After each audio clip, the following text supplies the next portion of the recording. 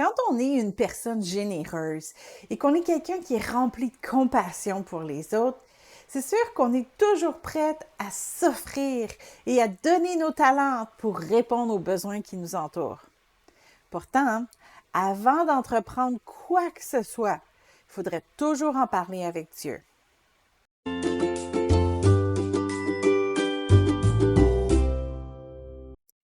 Si l'Église a besoin d'aide à l'école du dimanche, parce qu'elle aime les enfants, elle va se porter volontaire, c'est sûr. Et là, l'Église lance un programme d'intercession les mercredis. Comme elle aime prier, elle va accepter d'être un des leaders. Et là, l'Église a besoin de quelqu'un pour donner un cours biblique. Vu qu'elle a des études en théologie, c'est sûr qu'elle va répondre tout de suite, je suis là. Et là, si sa communauté a besoin de bras pour servir les plus démunis, comme elle est chrétienne et qu'elle est remplie de compassion, elle va offrir tout de suite ses services. Et après un certain temps, elle se sent épuisée, dépressive, puis elle a même l'impression que ses rêves à elle se réalisent pas. Est-ce que c'est un scénario qui vous ressemble? Dans le corps de Christ, il y a des chrétiens qui ont besoin de se faire motiver pour commencer à faire leur part dans la croissance du royaume de Dieu. Mais il y a d'autres enfants de Dieu qui sont à l'opposé. Ils s'investissent beaucoup trop. Il faut toujours se rappeler que c'est pas parce qu'il y a un besoin, puis que nous, on a le talent d'y répondre, que c'est à nous vraiment que Dieu nous demande de répondre.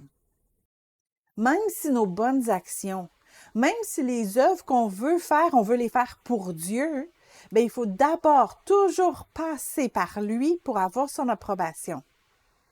Pour ça, on a juste à citer l'exemple de Marthe, qui en faisait beaucoup pour recevoir Jésus chez elle. Elle avait une sœur nommée Marie qui, s'étant assise aux pieds du Seigneur, écoutait sa parole. Marthe, occupée à divers soins domestiques, survint et dit « Seigneur, cela ne te fait-il rien que ma sœur me laisse seule pour servir? Dis-lui donc de m'aider. » Le Seigneur lui répondit « Marthe, Marthe, tu t'inquiètes et tu t'agites pour beaucoup de choses. Une seule chose est nécessaire. Marie a choisi la bonne part, qui ne lui sera point ôtée. » Luc 10, 39 à 42. Vous avez besoin d'autres exemples?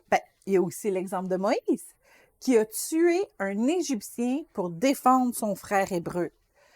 Il a répondu à un besoin de justice avec le talent qu'il avait, mais sans demander à Dieu si c'était la bonne chose à faire. Et puis, qu'est-ce que ça fait? Ça l'a mené à un exil de plus de 40 ans. On peut prendre aussi l'exemple du roi Osias.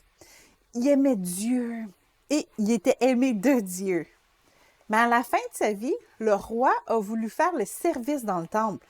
C'est pas quelque chose que Dieu lui avait demandé. En fait, c'était pas sa place, même s'il avait toute la connaissance et qu'il avait la force physique de le faire. Et en s'obstinant à vouloir faire quelque chose que Dieu lui avait pas demandé, là, il était atteint de la lèpre. Son corps n'a même pas pu être enterré avec les autres rois à cause de sa maladie. Allez lire cette histoire-là dans 2 Chroniques 26.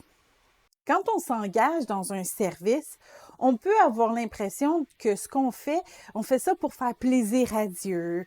On fait ça parce qu'on veut être un bon chrétien qui répond aux besoins du corps de Christ. Mais il est aussi possible que ce n'est pas du tout ce que Dieu voulait que nous, on fasse. Des fois, on peut priver la personne que Dieu avait vraiment appelée à faire ce service-là.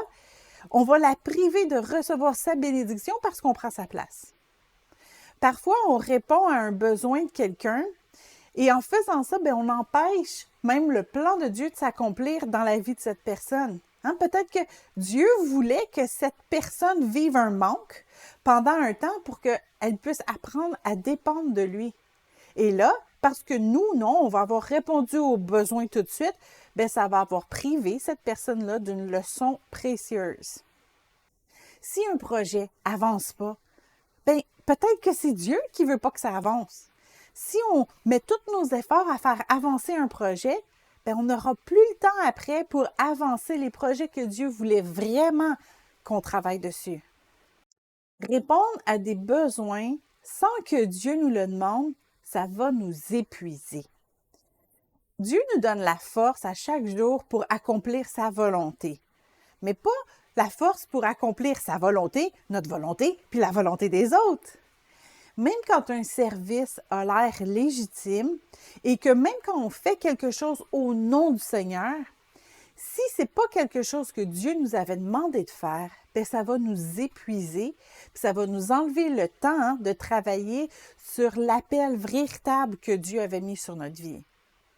Si vous vous sentez chargé mentalement, apportez votre liste de choses à faire à Dieu et demandez-lui si vous êtes sur la bonne voie, comme le dit le psaume 139, 23 et 24.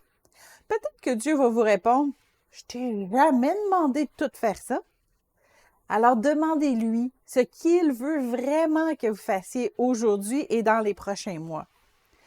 Et tenez-vous-en à ça, malgré toutes les demandes que vous allez entendre.